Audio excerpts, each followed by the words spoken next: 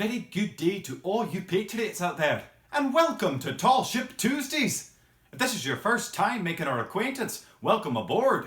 Prithee, watch the introduction videos on the Tall Ship Tuesdays page. These introductions will get your sea legs. Now, enjoy the content the crew and I have in store for you this week. Shipmates, do you remember the tale of Polly and the Boston Tea Party from a few weeks past? 'Twas a fine tale indeed. Polly hid special papers concerning the revolutionary effort underneath her sewing basket to protect them from the hands of British redcoats. What a daring, brave and creative young patriot. If you have any thoughts about the story you'd like to share, kindly click "Have a question for the captain and crew" button at the bottom of this page and send me a message. I'm most inclined to hear your thoughts. This week, I'm honoured to share with you another tale of a young patriot. This is a story of a boy named Sam, who, like Polly, also lived in Boston. In 1775, he stood up to the British for a cause near and dear to his heart, his favourite sledding hill. The story is based on a real-life account as described in a letter from John Andrews of Boston. Hark now, this is the tale of Soldiers, Sleds, and Sam by Elizabeth Volstadt. The snow squeaked beneath their boots as the three boys tramped towards Sherburne's Hill, their favourite coasting hill in all of Boston. The streets were quiet that snowy January morning of 1775. Only a tight group of British soldiers marched boldly past the silent houses. The boys ignored the soldiers. They were used to them. A few thousand British troops were now in Boston, hoping to crush the colonists' growing rebellion against the king and his laws. "Hurry, Sam," called Edward. "You're making us late again." Sam struggled to keep up with his brother and their friend Joshua. He wanted to ride the big wooden sled down Sherburne's Hill to School Street just as they did, but his stiff right leg slowed him down. Every step reminded Sam of that awful day last spring when a British officer had come to his father's blacksmith shop. "Hurry," the officer ordered. "This horse needs a new shoe at once." Sam was proud to hold the horse's leg for his father, but then the horse had kicked hard. A bone in Sam's leg cracked. The break hadn't healed properly. Now Sam's cheeks turned red when Joshua said, "I thought we were going to get there early today, before General Hodlman's servant came out." Sam protested. "It's not my fault the servant sprinkles ashes on our coasting hill when he cleans the general's fireplace." But Joshua didn't hear. They were at School Street at last. Joshua looked up and groaned. "Oh no, late again." Sam and Edward looked too. A man was standing in the middle of Sherburne's Hill, trampling the snow and scattering ashes. "Well, that's it," said Edward. He kicked the sled. "If we'd gotten here sooner, we could have had a few good runs before he ruined our hill." "Sure we could have," said Joshua. He looked at Sam. "Next time, he stays home." Sam jammed his icy fingers into his pockets. He lifted his chin. "I may be slow," he finally said, "but I'm not afraid of the redcoats. I'll get the servant to stop." The two older boys hooted with laughter. "You?" said Joshua. "What can you do?" Sam hesitated. What could he do? He looked at the servant again. "I'll tell him to scatter the ashes someplace else." "Go ahead," Edward said, "if you dare." Sam didn't want to dare. He wanted to go home. But he was tired of the jeering remarks. He started to limp up the hill. Edward and Joshua followed. The cold wind bit into Sam's cheeks, but he kept going until he'd reached the servant. "Please, sir," Sam said, I'd like to make a request." The man frowned. "And what might that be?" Could you... Sam wanted to run, but he had come too far. "Could you scatter the ashes someplace else? They ruin the snow, and we can't coast." The servant laughed, but it wasn't a happy sound. "What do I care for your hill? I will scatter the general's ashes wherever I wish," he said. "It is not for colonist children to tell the British army what to do.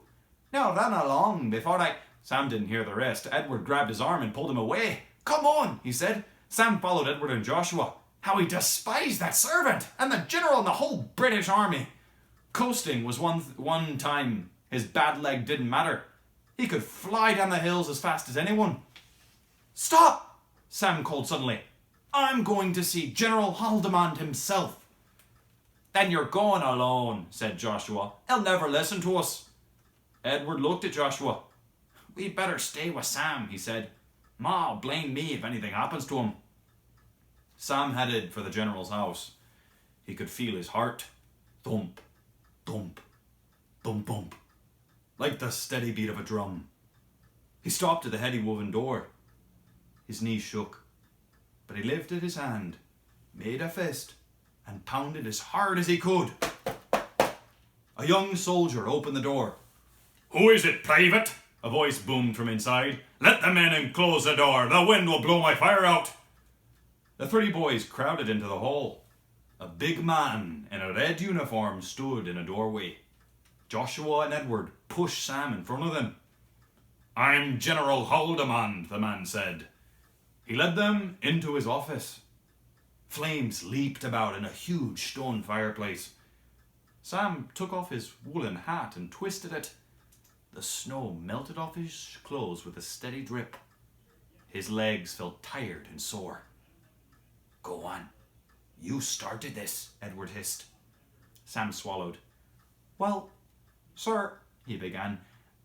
He told the general about the hill and the servant. We are free citizens of Boston, he said. You have no right to destroy our hill. General Haldimand frowned. Edward tugged at Sam's sleeve. Let's go, he whispered. But this time Sam stood his ground. For 10 long seconds, no one moved. Then, the general raised his hands and smiled. You win, my lad, he said. He turned to the private, who was standing in the doorway. These lads are surrounded by talk of liberty and rights every day of their lives, he said.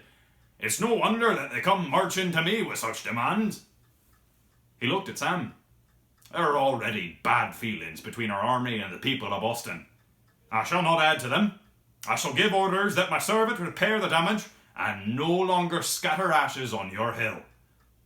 Back outside, Joshua and Edward whooped and shouted in the falling snow. Edward draped his arm round Sam's shoulder. Joshua patted Sam on the back. You can have the first coast tomorrow, he said, even if you're the last one to reach the hill. Sam's eyes shone. His sled would fly faster than anyone's. The boys trampled home together through the snow, and no one told Sam to hurry up. Not once. Remarkable! Sam stood up for himself even when his friends weren't treating him kindly. He even stood up to the British general. That takes great courage. Do you remember a time in your life when you stood up for someone or something you believed in? What did it feel like doing that? For me, commanding Providence is an act of standing up for myself and our country.